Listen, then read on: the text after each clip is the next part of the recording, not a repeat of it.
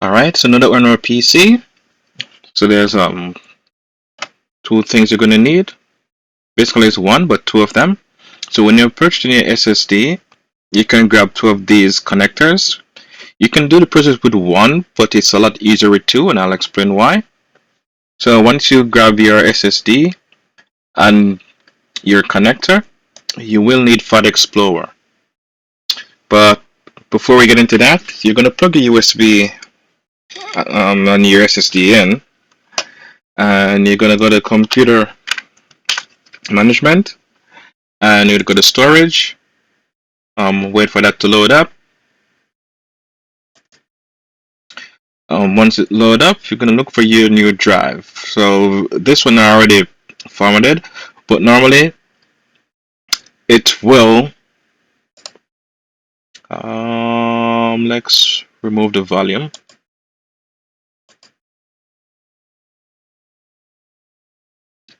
And I'll show you exactly. It will look like this. So when you plug it in, it will come up as unallocated.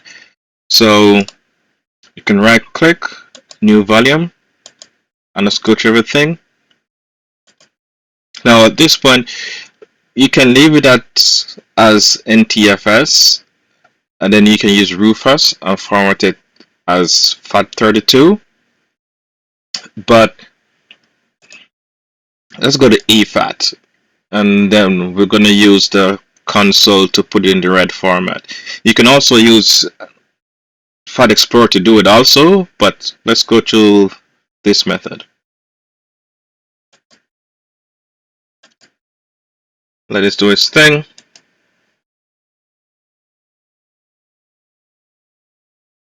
So here is formatting. Let's give it some time.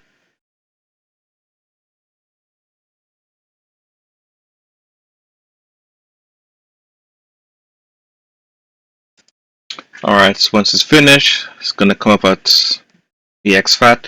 So we're going to put this in our console.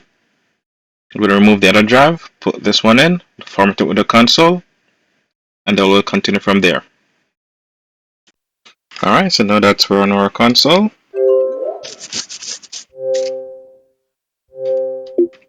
Alright, so it will put to the normal dashboard because it's a new drive. And you can also check and you see that it's unformatted. So what we want to do is we want to grab the serial number from the console.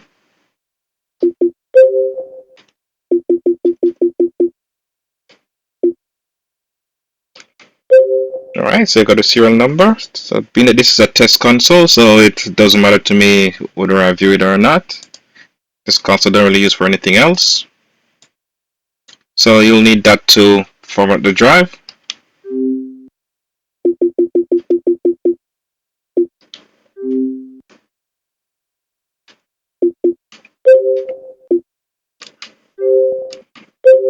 So still go to format.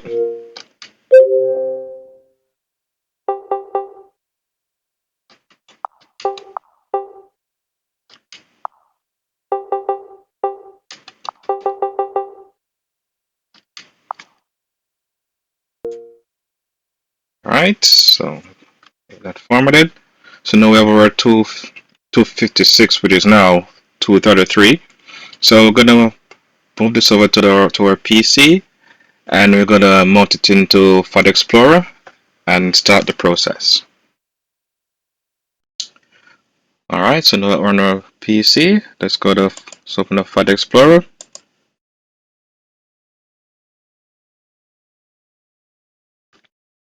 And here we're going to go to devices.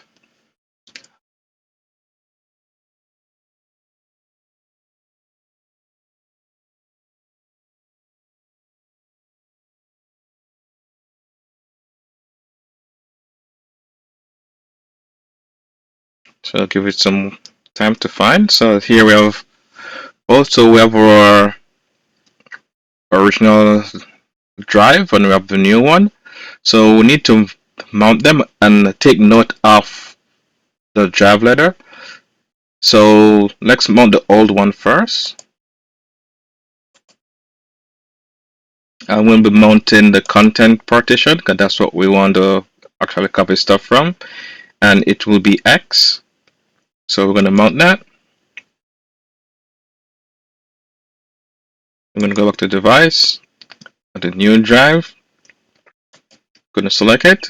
I'm going to mount it, and note that it's F. So the new drive is F. The old drive is X. Going to mount that, and what we need to do now is we're going to minimize FatXplorer, and as usual, I have a nice PowerShell that I created. And one of the thing about this PowerShell, any PowerShell I create for FatXplorer, it does have a safe copy.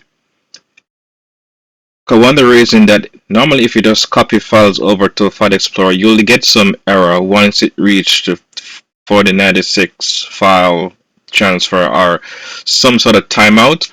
So the web design, the script, it compensates for the timeout, especially for large files.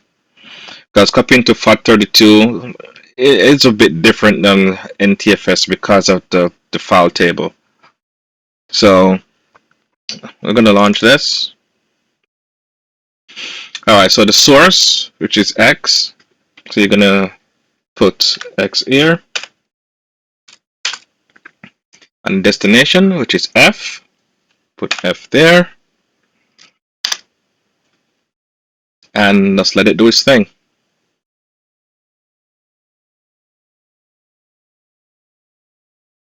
So it will basically copy the file structure from the source drive to your new drive.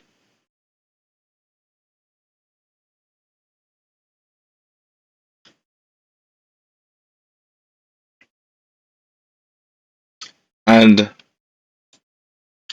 if I put, let's refresh that.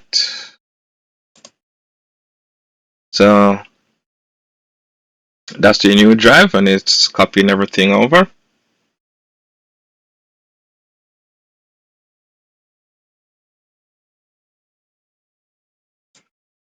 And this is the old drive, so it's copying everything from here to over here.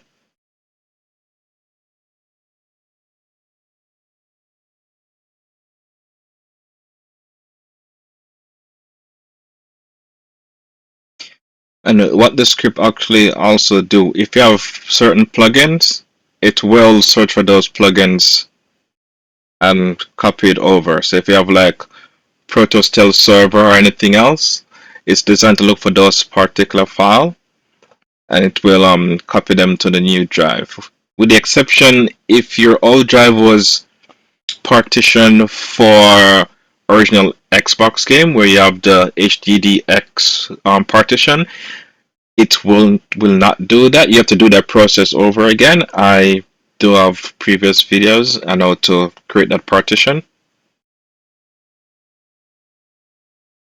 So it's doing the content folder. So if I go into content, you see it's slowly doing the games and everything.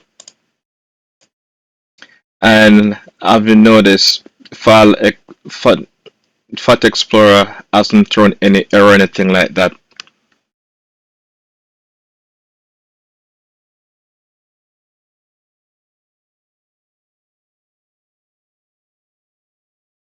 So we'll let it do its thing. And I'll be right back when it's almost done.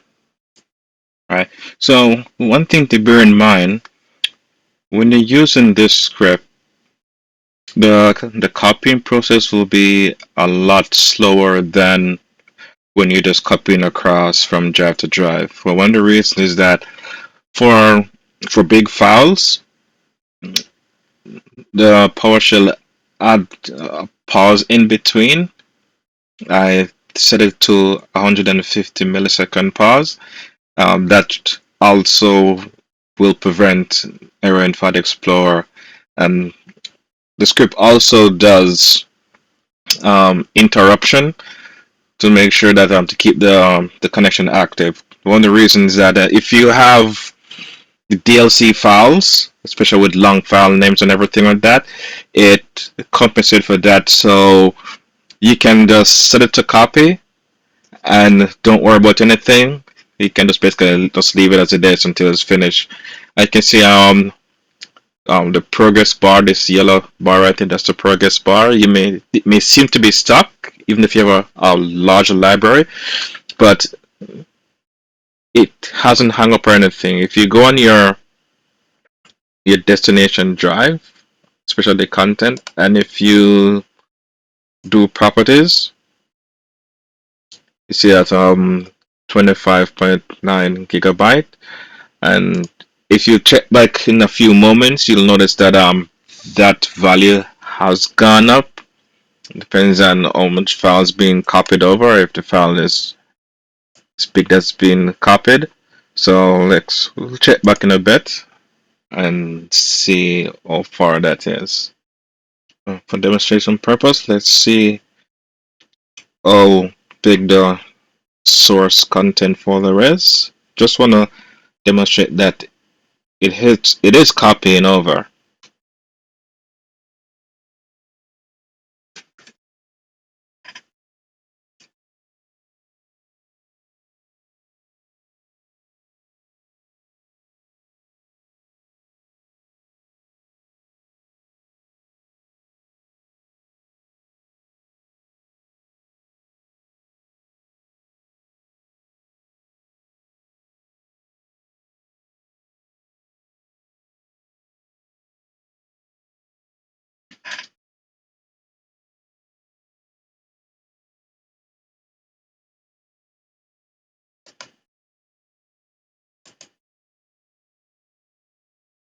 Okay.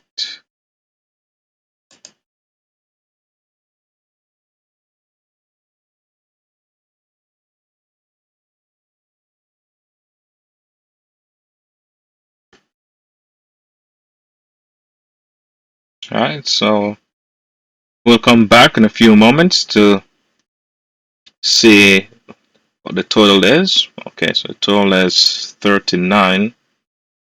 So 39 gig of games. And we just have to. Alright, so 31. So it is copying. So the process hasn't hung up. I just want to demonstrate that in case you're doing this yourself and you're wondering why not everything is not moving if it's just sitting there. But no, the process is going on. Just be patient and just let it be. Grab a cup of coffee and we'll be right back when it's all done. Alright, we're on the last stretch. That's where we're at, 38.5.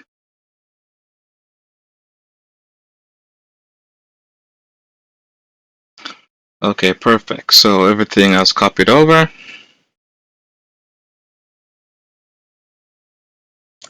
Let's check all our games.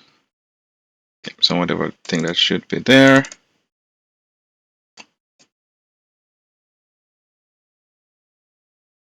Or INI file. Okay, so next process is we're gonna unmount these two drives. Okay, so normally when you get that error, mean that it's open. We'll unmount that one, and let's go back over to our console and get this all set up and plug in. Alright, now that's plugged in. Let's turn on our console and let's see if it boots successfully.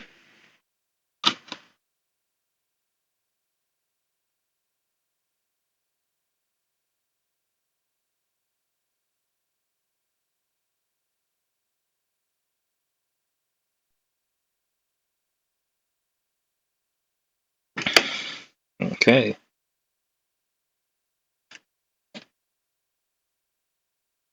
So I think all that's need to be done because I don't think we copied over the cache folder.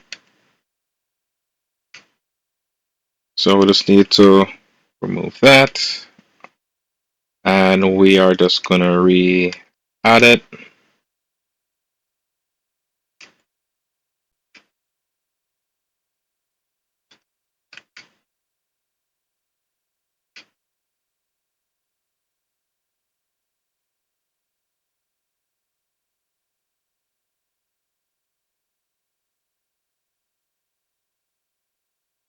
And see, everything has been copied over.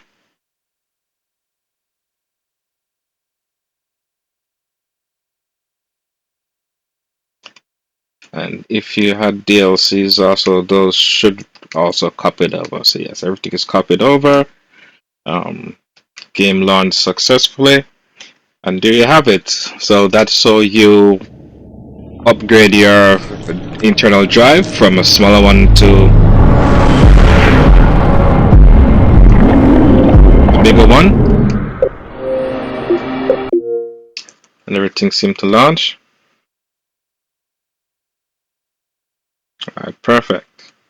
You may notice that there is no Xbox 360 boot screen. Um, that's because I had a customized boot screen earlier on, but I haven't set that up, which most persons won't have that. And it's just search for the file, and you basically can't find the file. But that has nothing to do with the blank screen coming up. But yes, so that's all you upgrade your drive. Thanks for watching. Like and subscribe. If you have any questions whatsoever, just leave them in the comments below, and see you in the next one.